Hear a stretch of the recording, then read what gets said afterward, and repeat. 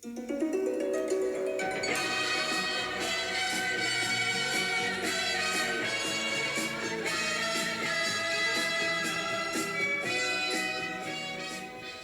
pecats capitals o set virtuts capitals? Yo canto a la mañana que ve mi juventud y al sol que día a día... Vet aquí el dilema. Allò que s'entén que podrien ser els set pecats capitals també podrien ser set virtuts capitals. O això almenys és el que proposa una mare a la seva filla en el primer dels esquetxos. En dic esquetxos, però són més aviat contes curts que, per cert, funcionarien molt bé com a recull literari. El muntatge a les altres és una obra breu, 1 hora 5 minuts, a tot estirar, del dramaturg Marc Artigal, que té també en cartellera la Villarroel l'obra L'illa deserta, i que en aquest cas de les altres tanca la temporada de la Salatrium després de l'encàrrec que sembla que li van fer les dues actrius, Cristina Arenas i Laura Pujolàs, i que prèviament, sota la direcció de Meritxell Llanes, van estrenar a la sala La Planeta. L'adolescència com a protagonista, abocada a l'abisme de la incertesa. Contra la luxúria, bany de discoteca. Contra la golafreria, pipes en closca. Contra l'avarícia, un iPhone d'última generació. Contra la mandra, energia adolescent. Contra la ira, rastellera de vocabulari en argot juvenil. Contra l'enveja, venjança. Contra l'orgull, modèstia.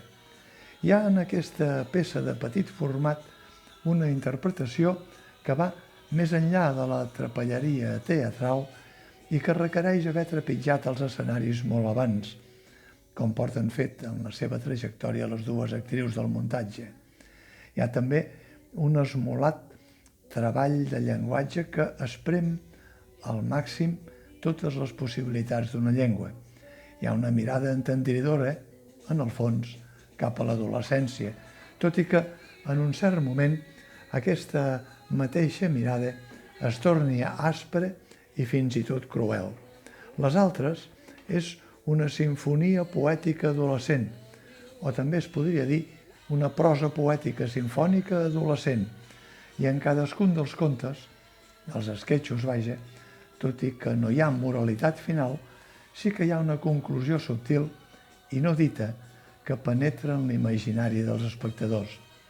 Per cert, el guió és tan obert que es permet actualitzar-se quan convingui, ara mateix amb l'anècdota Que us bombin, de Xavier Trias, a l'Ajuntament de Barcelona.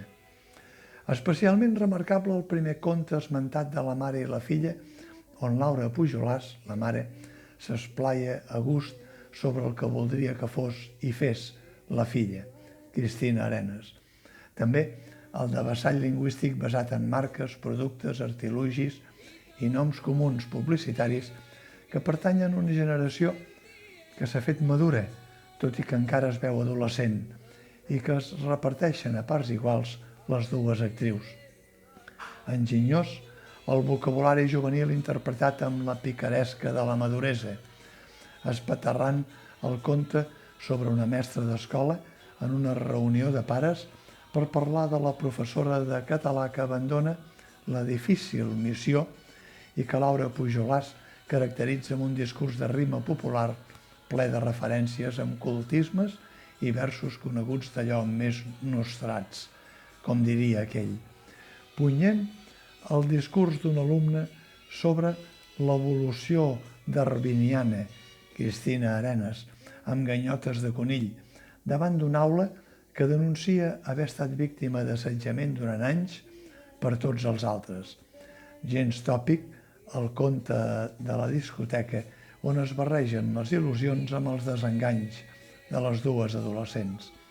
El muntatge a les altres podria semblar que està pensat per adreçar-se a un públic més aviat jove, adolescent, però crec que és un espectacle que no té fronteres i que probablement els adolescents no l'acabarien de veure com una caricatura d'ells mateixos, per allò de la distància del temps.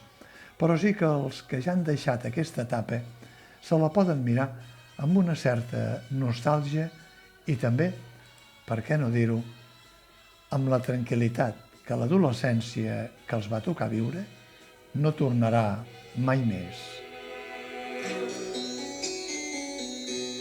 Le canto a mi madre que dio vida a mi ser. Le canto a la tierra que me